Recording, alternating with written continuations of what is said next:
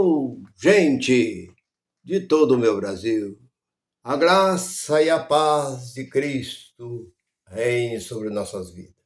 Seja bem-vindo ao canal Verdadeira Graça. Desse pastor, desse bispo, desse apóstolo, não, desse seu irmão em Cristo, Nilson Queiroz. Porque não existe ninguém maior do que ninguém. Não existe homem. Para começar, Deus não nos deixou aos cuidados de homem nenhum. Aonde existe isso? Dentro deste livro. Que Deus disse assim, Jesus falou, eu vou, mas vou deixar a minha igreja, o meu povo aos cuidados dos homens. Que os homens vão levantar templo, construir catedrais e cuidar do meu povo, eu vou dar dom para eles. Onde existe isso aqui dentro? Não existe. Então existe aí uns charlatões enganando o povo. São charlatões. O que é charlatões, irmão Nilson? É enganador, aquele que engana. Foi o que Paulo disse. Depois da minha partida, 20, 29 e 30 de Atos, surgiram lobos, cruel e devorador, que não poupam nem o mesmo rebanho. Então são lobos os que nós vemos por aí. Com um título bonito. O título deles são título de bispo, apóstolo. O pastor não existe. Deixa isso de lado. Bispo. Aí apóstolo.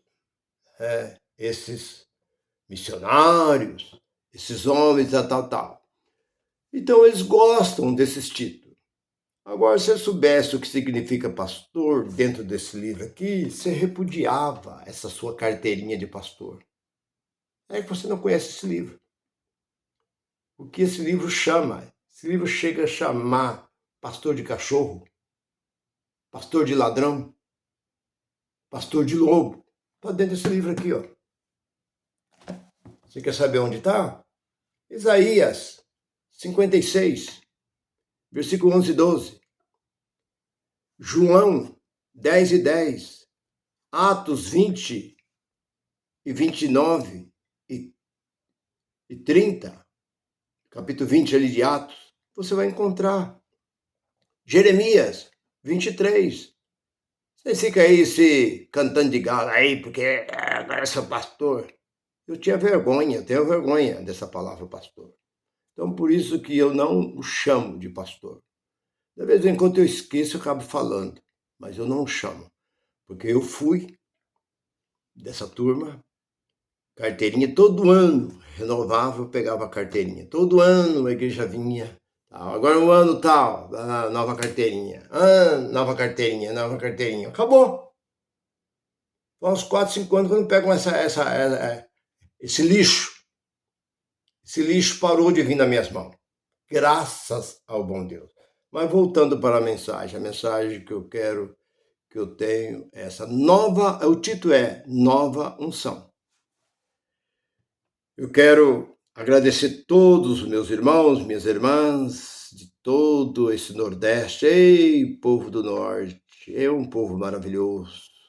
Aí, da sua região, você, quando você quiser fazer seu comentário, pode mandar a sua região. Eu mando um abraço para a sua região, como lá em Vazante, Caiobau, acho que fica no Ceará. Um abraço para eles, né? Lá na cidade de... Inclusive, são muitas, né? Imperatriz, Cidade Bonita, né?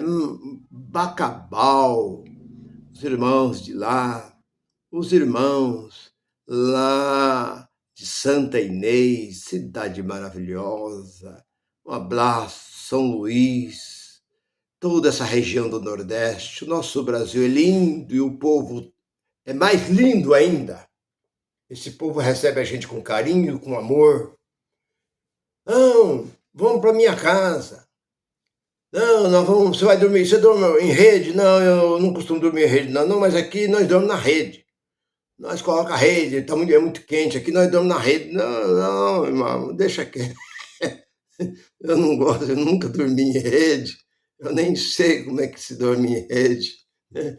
Então, eu acho que foi no Piauí, sei lá, um estado aí, e o pessoal que ia para casa: "Não, lá nós tem rede, nós vamos armar a rede para você dormir".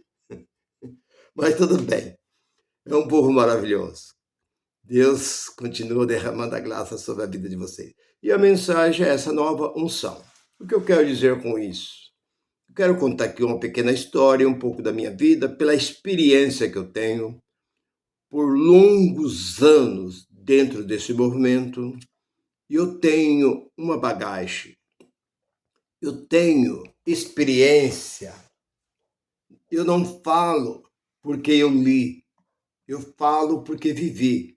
Uma que eu tenho um grande, não é um pequeno conhecimento aqui, não. Eu tenho um grande conhecimento aqui dentro. Eu não sou pessoa que fica garguejando. Ah, vamos lá no capítulo tal, eu fico lá desfolhando. Aonde? Onde está isso? Você está falando lá nas cartas Paulíneas, a pessoa está olhando aqui em Gênesis. Ou está lá no meio da Bíblia, procurando no meio da Bíblia, você está falando nas cartas do apóstolo Paulo, lá no fim, e as pessoas procurando. Ou você está falando aqui no início, as pessoas estão procurando no fim. Tem gente que não tem base nenhuma dentro desse livro. Eu não. Eu pego esse livro aqui, eu não preciso nem que eu pego esse livro aqui, mas eu já sei o próximo. Eu sei que se não é o vizinho, é 2, 3 livros na frente daquele, eu sei qual é o livro. Conheço de Gênesis, 66 livros de Gênesis, Apocalipse, eu sei um por um, assim, ó. Eu já cheguei a fazer isso daí dentro da igreja. Foi feita uma competição uma vez para ver quem é. Eu falei de Gênesis até Apocalipse, tô dentro da ordem até o fim. Então, por quê? Porque a gente está sempre acostumado a mexer com isso. Você sabe, quanto mais você se envolve, mais envolvido você fica. Tudo que você faz, quanto mais você faz, mais você fica apto para aquilo. Isso é importante, é como o médico. Quanto mais o médico tem tempo de medicina, você chega lá, tem um médico que tem lá 40, 50 anos, um cirurgião. Aí chega o outro que acabou de se formar. Em quem você confia mais? Não, o que acontece? Então, voltando para aquilo que eu quero dizer. A nova unção. Eu quero contar um pouco da experiência. Numa cidade, bom, para começar, começou um movimento, eu acho que mais ou menos em 93, se eu não estou enganado. Foi isso que eu fui convidado. No Canadá, surgiu um movimento de nova unção no Canadá. E um camarada de Belo Horizonte, um missionário, esqueci o nome dele, do Evangelho Quadrangular. Ele era do Evangelho Quadrangular, pela qual eu fui do Evangelho Quadrangular e eu casei dentro do Evangelho Quadrangular. Eu não tenho que esconder. Esconder o quê? Se é uma coisa feita pública, tá para o público tudo ver. E esse camarada saiu de Belo Horizonte e foi ao Canadá. E no Canadá ele recebeu da mão desse sujeito lá, que diz que recebeu diretamente de Deus a nova unção. Para começar, isso é mentira. Isso é antibíblico. Isso é uma mentira. Depois você viu. É que talvez não dá tempo de eu chegar até no fim. Depois você viu ele vir pedir perdão. Nós vimos aí na televisão ele pedindo perdão. Tudo que ele fez. A blasfêmia. O que ele fez no mundo inteiro. Esparramou essa mentira no mundo inteiro. Depois ele se desculpou de tudo aquilo que ele fez. Então esse camarada foi lá no Canadá, voltou e se apresentou numa cidade próxima aqui da nossa. Ele se apresentou num sítio e se pagava naquele tempo $100. Eles fizeram uma tenda grande e ali diz que ia curar e tal, e vocês vai receber a nova unção que trouxe esse missionário diretamente do Canadá. Ele foi no Canadá, recebeu da mão daquele que Deus deu diretamente a ele, recebeu e trouxe para o Brasil. Ele seria o primeiro a começar com esse tipo de nova unção. Então ele se apresentou nessa tenda. E era $100 naquele tempo por pessoa. Mas quem chegasse depois, ali era sexta, sábado, domingo, 3 dias. Você almoçava e tal, Mas quem chegasse domingo, já no último dia, depois do almoço, você já não pagava. Se chegasse ali para as 2, 3 horas da tarde, você não pagava. Eu fui na parte da tarde. Quando eu cheguei, eu olhei e eu vi aquele camarada, cara grande, alto, barbudo, soplando o povo, derrubando o povo. Dava aquele soplão e não caía, não era 2, 3, não. Caía era um punhado. 20, 30. Caía com o sopro. Fazia assim, balançava. E aí, eu olhei aquela cena. Outra vez ele fazia assim com a mão, assim, ó. Aquele monte de gente caía. E o povo, que estava aqui mais atrás, corria para frente para receber isso, queria receber essa nova função. Você viu esse povo chamado crente, o que falta desse povo? Eles acreditam em tudo. Eles criticam tanto os católicos. Os católicos creem mais, creem nisso, creem naquilo outro, creem em vela, acende uma vela e faz tal. É tão criticada a Igreja Católica. Muitos deles criticam, tal e tal, né? Eles têm um negócio de dizer que católico está se ajoelhando e qualquer coisa que aparecer, qualquer coisa que você fazer lá e falar que é um Deus, eles estão adorando. E eles acreditam em tudo. Qualquer coisa, para eles estão crendo. Basta falar que veio de Israel. Basta falar que veio de Jerusalém. Essa água veio de lá. Oh, esse óleo veio de lá. Essa pedra veio de lá. Essa pedra que foi tirada do túmulo onde Jesus foi sepultado. Essa pedra santa. Tem gente que viaja de um estado para o outro para ir lá pôr a mão nessa pedra. Isso eu já vi. Isso eu vi lá em São Paulo, lá na Pompeia, um dos maiores templos lá na Pompeia, aonde o missionário foi em Jerusalém, trouxe um monte de coisa de Jerusalém e fez uma exposição lá dentro. Era assim de gente, ó. Essa é a pedra aonde Pedro estava sentada quando negou Jesus. Isso aqui é não sei o quê, isso é não sei o quê, isso, sabe? Então, só assim. Mas, voltando para aquilo que eu estava dizendo. Eu comecei a ver aquela cena, eu repudiei. E ele dizia assim, esse sopro que está saindo da minha boca não é o meu sopro, é o sopro de Deus. Olha bem a ousadia do camarada. Esse sopro é o mesmo sopro que Deus soprou nas narinas de Adão. Deus fez aquele boneco de barro e deu vida através do sopro, soplando nas narinas daquele boneco e ele ganhou vida. Então, esse mesmo sopro é o que está na minha boca. O Espírito de Deus está sobre mim, eu estou soprando, por isso que vocês estão recebendo nova vida. O sacerdote, aí ele começou, o sacerdote, no dia da inauguração do Templo de Salomão, ali o Espírito desceu, o Espírito de Deus desceu sobre aquele lugar, que os sacerdotes ficaram caídos. Caíram todos, não aguentaram, não suportaram o grande mover do Espírito que desceu naquele lugar. É o que está acontecendo hoje. Aqui, vocês estão caindo pelo poder do Espírito Santo. Eu ia aquela cena e falei, mas eu não conheço isso dentro da Bíblia. Eu vou embora. Vamos embora. Falei para as pessoas que estavam junto comigo, não, vamos embora. Isso aí é antibíblico. Que é isso? Isso é uma aberração. Já repudiei na hora. Vim embora. E logo fui procurar por algumas pessoas de grande experiência. Eu quero uma resposta, porque dentro desse livro aqui eu desconheço. Eu não vi em nenhum homem que viveu lá na velha aliança e tanto na nova aliança. Eu não vi ninguém estender as mãos e soprar em alguém. Não conheço, desconheço isso daí. Soprar no povo, o povo cair. E falar que o povo caía e estava recebendo nova unção. Que nova unção? Unção em quê? O que mudava? Se a pessoa até caísse, a pessoa fosse lá cega, surda, muda, paralítico, caísse, levantasse canceroso, levantasse curado, eu ia aplaudir. Mas o que eu vi ali é simplesmente uma aberração. É o que eu vi ali no meio daquilo ali. Eu vim embora. Fui perguntar para um irmão muito experiente. Ele disse: irmão Nilson, Deus não derruba ninguém.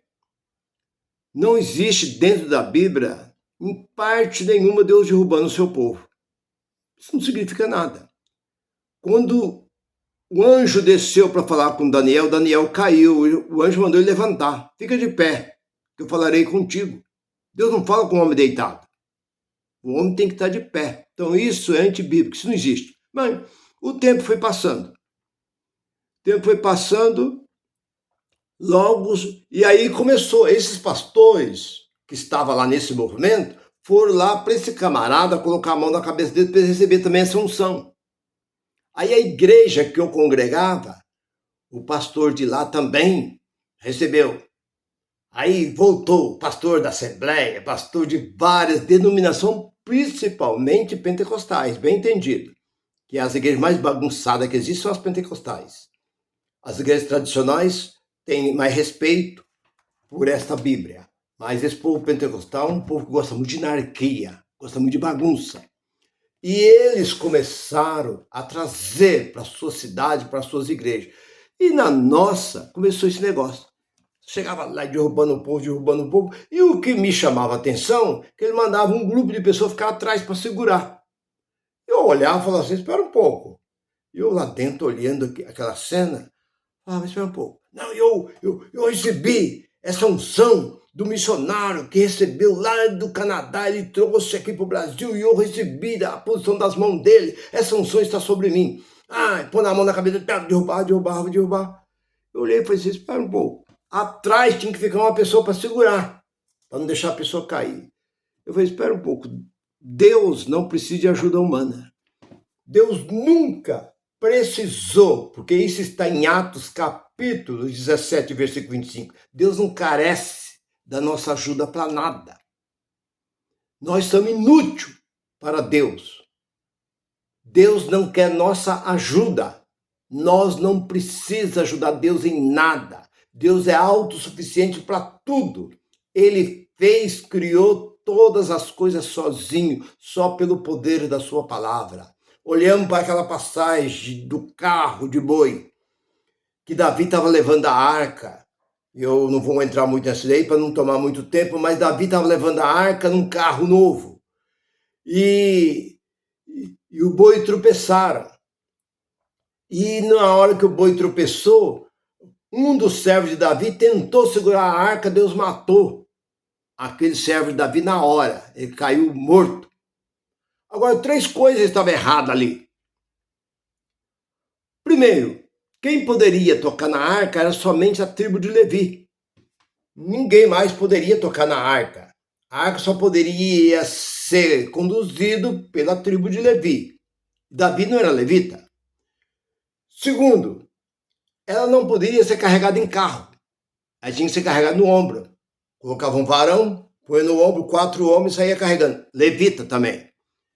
Terceiro, não podia, Deus jamais permitia que alguém tocasse, pusesse a mão na arca, e sendo ele um homem, que Deus estava irado. Muita gente faz essas festas, esses movimentos aí, esses grandes congressos, e chama cantor, chama pregador, faz aquele movimento, pensa que Deus está contente com aquilo.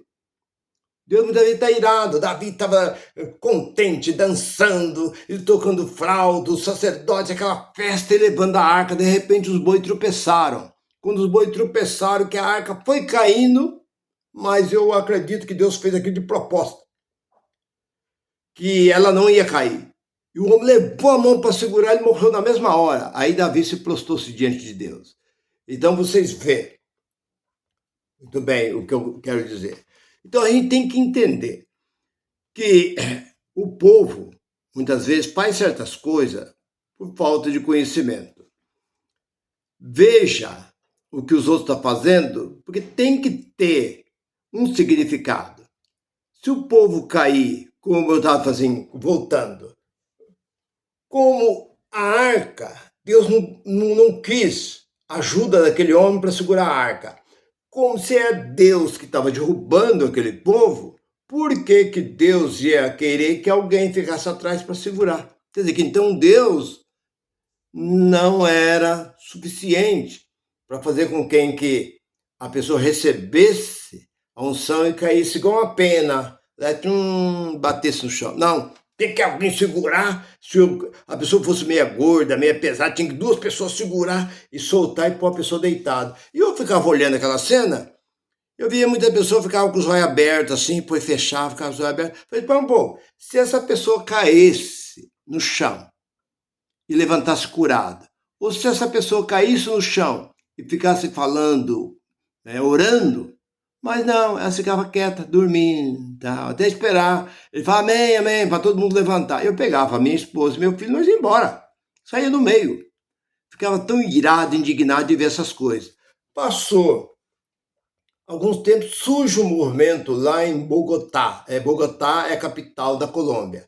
Um movimento, um pastor lá chamado Sérgio Castanhal. Esse movimento vem para o Brasil. Trouxeram esse movimento para o Brasil. E me chamaram um dia e falou, você não quer participar desse movimento? Mas o que é isso daí? Só pode ir, só pastor que pode participar. Veja como é que esse povo é safado. Ele só gostava de levar os cabeça.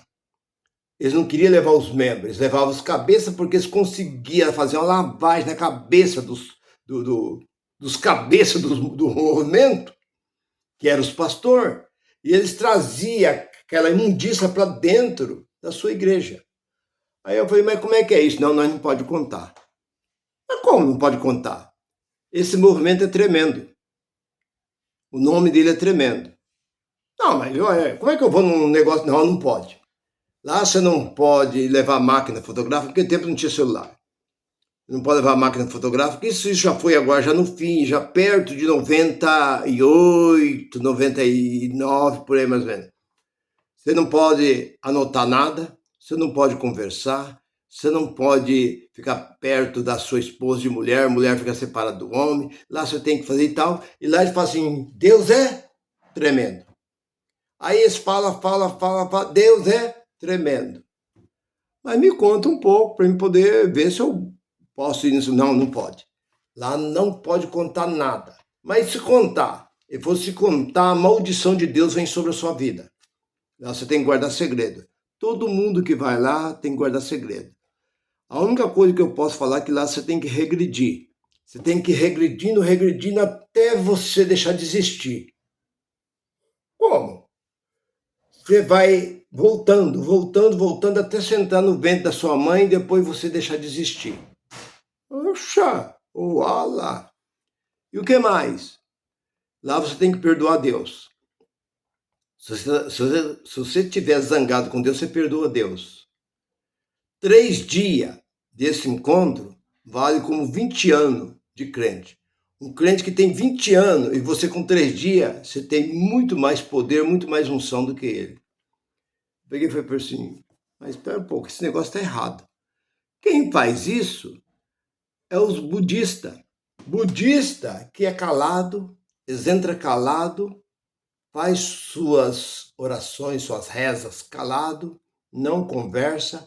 Eles tinham um negócio de juntar todos os pedidos de oração, eles faziam vários pedidos, eles faziam uma fogueira no último dia e queimava. Quem fazia isso era o budista. Aí eu falei, bom, não demorou muito tempo, um dos professores da teologia da nossa igreja, ele fez ali um comentário. Ele saiu da nossa igreja e ele gravou uma fita contra esse movimento. Mas deu um bafafá e o povo reagiu, não gostaram, tal. Não demorou muito tempo, o Silas Malafaia vai lá e põe a boca no trombone. Silas Malafaia falou abertamente desse movimento. Aí o Brasil Tava o Brasil inteiro, todo lugar, tá, só se falava nisso, Deus é tremendo. E se pagava naquele tempo, eu acho que era 120, acho que era R$ 120, uma coisa assim. Pagava uma quantia boa. E você ia para lá e ficava lá, e você ia até 2 horas da manhã, 3 horas da manhã, para depois parava, jantava, dormia. Quando era no dia 5 horas da manhã, você tinha que levantar e continuar de novo, para cansar o povo voltar cansado, e a mente dele só dizia: Deus é o quê? Em vez da pessoa dizer: Deus é bom, Deus é tremendo, Deus é tremendo. Isso ficava gravado na mente das pessoas. Aí quando o Silas Malafaia foi e pregou sobre essa mensagem, aí o povo se revoltaram contra, aí e não demorou muito tempo, esse negócio começou a desabar. Então hoje acabou esse negócio de nova unção, soprar no povo, derrubar o povo, não se fala mais nisso. Hoje esse tal de tremendo, e esse tal de G12, que era célula, que nós não somos membro, nós somos célula. Enquanto essa Bíblia aqui fala de membro, eles falam de célula. Então, irmão, o que eu quero dizer com isso? É que esse movimento de dente de ouro surgiu aonde? Aí quando eu fiquei meio assim, quando eu fui saber o dente de ouro. Eu recebi dente de diamante. Recebi dente de ouro. Eu falei, mas espera um pouquinho, o que significa isso para Deus? Deus trazer dente de ouro? Aonde eu vi? Você pegava o livro dos mundo, dos fenômenos, era um livro espírita, na página 52, Fenômeno do Mundo Espirituais. Na página 52, a primeira pessoa que recebeu o dente de ouro foi em Salvador, na Bahia. Dá até o nome dela, Guilhermina Alves da Silva. Foi a primeira mulher que recebeu dentro do terreiro de macumba. Essa igreja pegou lá dentro da macumba e trouxe para dentro. Aí eu pergunto, qual a diferença? Quando você fala que espiritismo, catolicismo e é tudo farinha do mesmo saco, eles querem achar ruim, mas é tudo a mesma coisa. Então, meu irmão, eu encerro por aqui, porque é longa a história. Outro dia eu dou continuidade nessa passagem, mas eu digo para você, não caia nessa do que está fora deste livro. Não existe esse negócio de salvação. Tudo movimento que surge por aí apenas é enganação e tomação de tomar lá da cá. Mas fique com esta palavra, que a graça de Deus resplandeça sobre a vossa vida. Graça e paz para todos. Bye, bye.